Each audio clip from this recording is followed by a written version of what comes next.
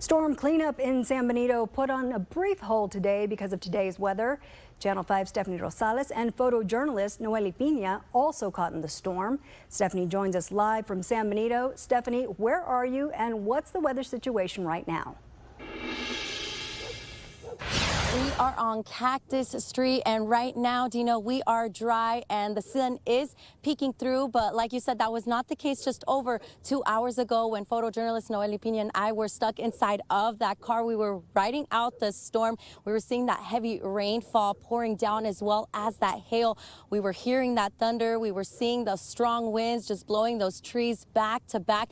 It's a similar situation to what people in this neighborhood were dealing with yesterday. The winds were so strong that it flipped this trailer over behind me on its side. It's also snapped some of these tree limbs, and really it's the situation with these trees up and down this road, as well as down this road a little bit more. You can see some bent stop signs and bent over street signs. And before the storm rolled in, we talked to some of this residents in this neighborhood, and they tell us that they were spending the day cleaning up. Cleanup in San Benito, 24 hours after severe weather brought heavy rain, strong winds, and hail.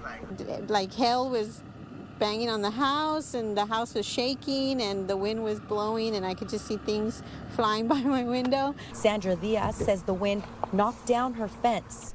Items that were left outside picked up and tossed around. As I was watching out the back window, I just see our frames of the window frames just flying out, and I was like, okay, I think, it's serious. Some of her neighbor's property, like a children's pool and toys, was blown into her yard. She says their garage door was ripped off. All their stuff was coming out of their garage. You could just see things coming up and going. It felt like we were like hurricane, like a tornado or something like that. So it was really scary. Sandra's husband had just left home when the storm hit. He got caught in the middle of it. You just heard pa, pa, pa, pa. And then when I was driving back, you could see all the hail on the side of the road. Like it was all like, it looked like it snowed. Yeah, that's how it looked like on the. Reynaldo Villanueva doesn't live far from the Diazes. The winds, hail, rain. We looked out the window, started seeing that the huge gust of wind. I know there was reported 70 miles an hour. So I was scared for the family, so I told him, let's go into the pantry. Part of his roof was ripped off. The ceiling of his master bedroom collapsed. Water got inside his home. From previous two weeks ago, there was a tornado, so I was afraid that maybe a possible tornado. So once I got the family in there, we started feeling the heavy, strong winds and the hail being hit.